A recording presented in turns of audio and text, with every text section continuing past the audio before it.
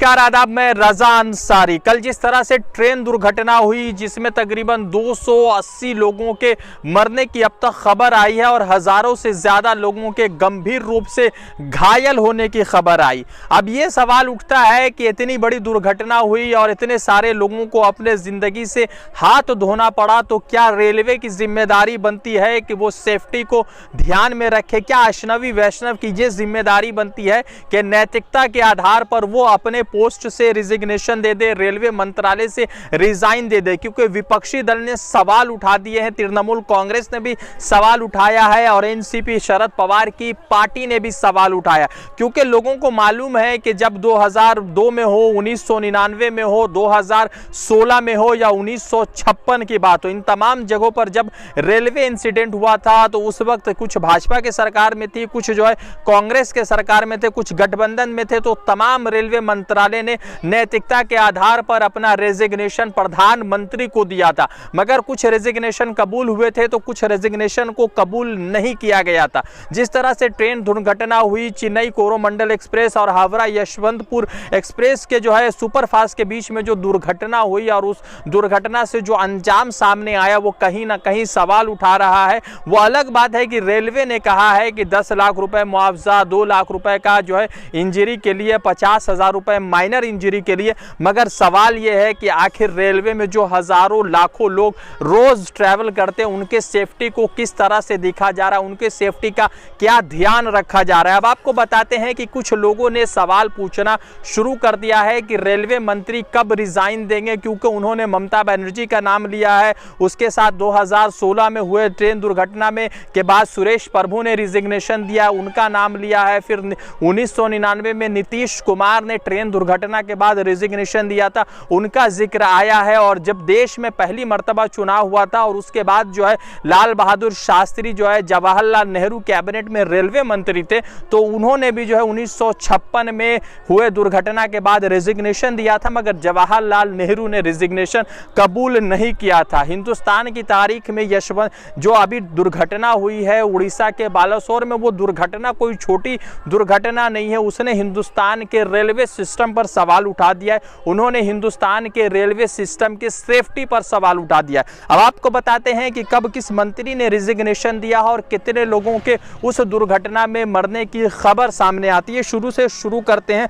सबसे पहले समझते हैं कि सबसे पहले ये समझिए कि किन मंत्रियों का जिक्र चल रहा है, किन मंत्रियों ने रिजिग्नेशन दिया था। सबसे पहले आइए लाल बहादुर शास्त्री, मधु दांडवते, फिर उसके बाद जॉर्ज फर्नांडिस, नीतीश कुमार, ममता बनर्जी, सुरेश प्रभु, इन तमाम लोगों का जिक्र आया है और इन जिक्रों के बाद लोगों ने सवाल उठा दिया। 1956 में ट्रेन दुर्घटना हुई थी जिसमें तकरीबन जो है 144 लोगों के मरने की खबर सामने आई थी और यह दुर्घटना अरियालूर रेलवे स्टेशन के पास से हुआ था जो तमिलनाडु में था। और उस वक्त लाल बहादुर शास्त्री रेलवे मंत्रालय संभाल रहे थे। साल 1999 में जब नीतीश कुमार जो है रेलवे मंत्री थे, तो उस वक्त जो है आसाम के गैसल में एक जो है ट्रेन दुर्घटना हुई थी, उसमें 290 लोगों के मरने की खबर आई थी। उसके बाद नीतीश कुमार ने अपना रिजिग्नेशन दे दिया था और रिजिग्नेशन के बाद जो है फिर दूसरे रेलवे मंत्री का चयन हुआ था। आएंगे तो ममता बनर्जी तो तृणमूल कांग्रेस की प्रमुख है, पश्चिम बंगाल की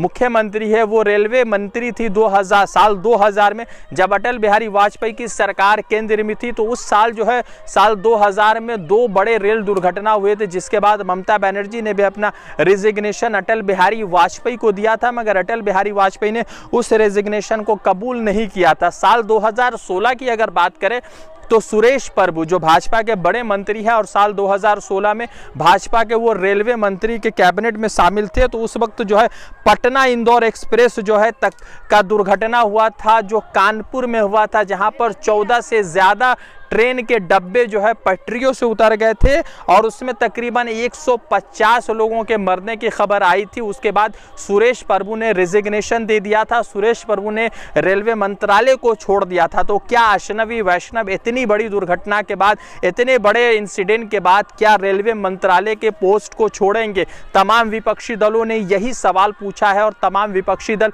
यही सवाल लगातार जो है अजनबी वैष्णव से पूछ रहे हैं और गवर्नमेंट ऑफ इंडिया से पूछ रहे हैं। फिलहाल जो है लगातार सिलसिला चल रहा है, वहाँ पर जो है रेस्क्यू का ऑपरेशन चल रहा है, चीज़ों को हटाया जा रहा है, जिसकी वजह से रेलवे का स्ट्रक्चर में जो टाइमिंग है वो थोड़ा सा डिले हुआ है, बहुत सारी ट्रेनों का डिले हुआ है और बहुत सारी ट्रेनों को रूट चेंज करना पड़ा है। तो देखते हैं कि आगे क्या कुछ अपडेट है। बस यही है कि जिन लोगों को इंजरी हुआ है उनकी स्पीडी रिकवरी के लिए हम प्रे करते हैं, और जिन परिवारों ने अपने परिजनों को खो दिया उनके इस कठिन समय में पूरा देश उनके साथ खड़ा है, तमाम विपक्षी दल उनके साथ खड़े, सरकार भी उनके साथ खड़ी है। कांग्रेस ने भी कहा है, मल्लिकार्जुन खड़गे ने कहा है कि उन्होंने तमाम अपने वर्कर से कहा है कि पार्टी लाइन से बियॉन्ड जाकर वो जो है लोगों की सहायता करे। देखते हैं क्या कुछ अपडेट आता है, क्या अश्नवी वैष्णव अपने पोस्ट से रिजाइन करेंगे, क्या कुछ अपडेट इस मामले में आएगा। रज़ा अंसारी की रिपोर्ट, द इंडियन खबर के लिए।